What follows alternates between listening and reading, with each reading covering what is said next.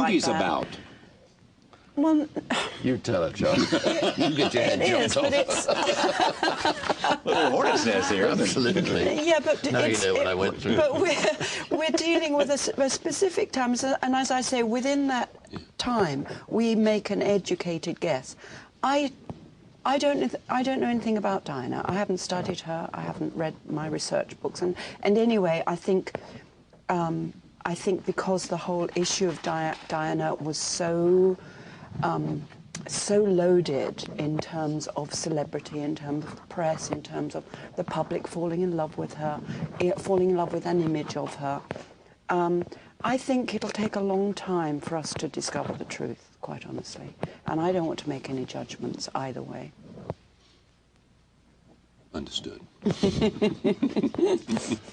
I lost, didn't I? I'll go and shoot myself. You just want to avoid this question. Yes, whether... No, but her reasons are very good. Yeah, I mean, yes. the truth is, it is just gossip. Yeah.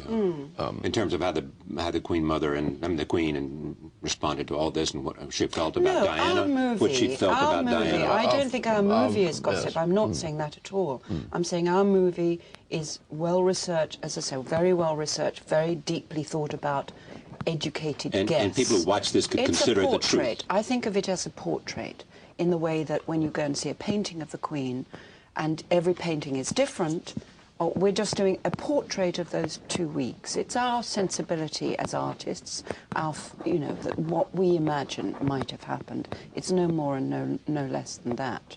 That's different from making pronouncements about what the royal family should have done, what Diana was like, all of that. That's a different thing to me. You accept the fact this was an accident, nobody was involved in whatever. Yes. No, of course. That's all nonsense. Of course, it's all absolute rubbish. Why choose her to play? Good question. Well, you've just seen the way she behaves. I know. Well, I don't think I would, Well, I can see. But you have the best choice. I mean, if I could choose to work with two people, and you have done this, Helen Mirren and Judi Dench. Yeah. I mean, the only person left is Maggie. She's right? Wonderful, yeah. No, they're classy women. But exactly, I mean, is that what you knew about beyond her just talent? There was something about the way she is that made her perfect for this. Yes. What is it? Well, well, she's like the bloody Queen. Stephen. I'm a bolshy little girl from Southend-on-Sea. I'm nothing like the Queen. No, you are. You're very formidable. You're very formidable. You're very formidable. Oh, grr. You see, she's... Oh, God, it's going to be a nightmare the rest of the day.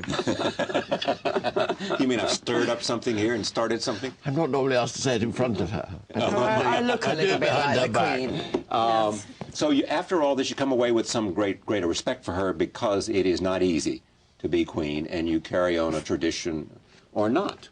Well, certainly a kind of a love for her, and I don't know whether it's misplaced. It probably is, but in playing a role, you fall in love with a person because really what you're doing is falling in love with yourself. So that's a weird thing. But I did.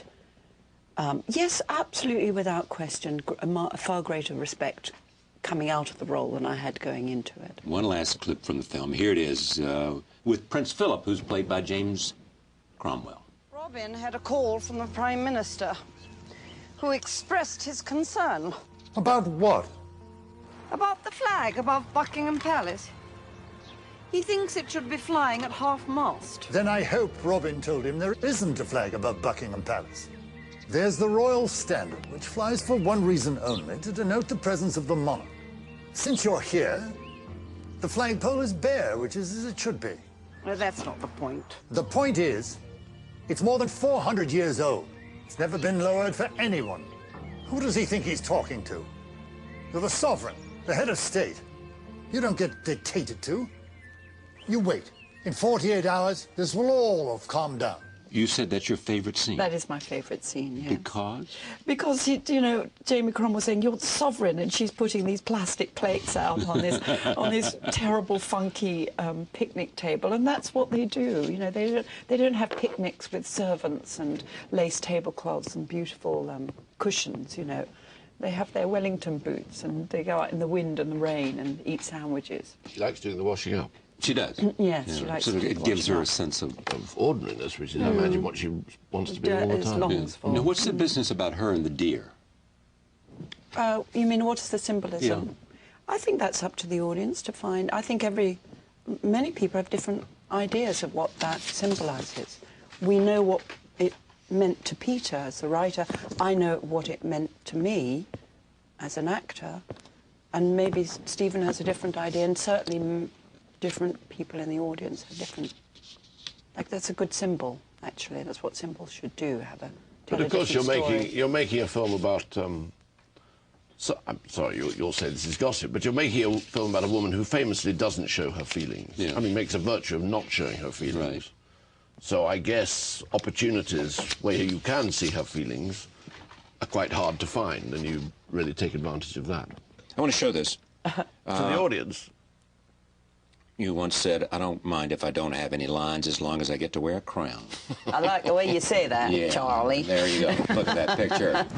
There she is. That's a fabulous picture. That's a great picture, You like yes. I do, I love it. It's great. Thank you very much. Lots of people are raving about it, and especially your performance. Thank you for joining us. See you next time.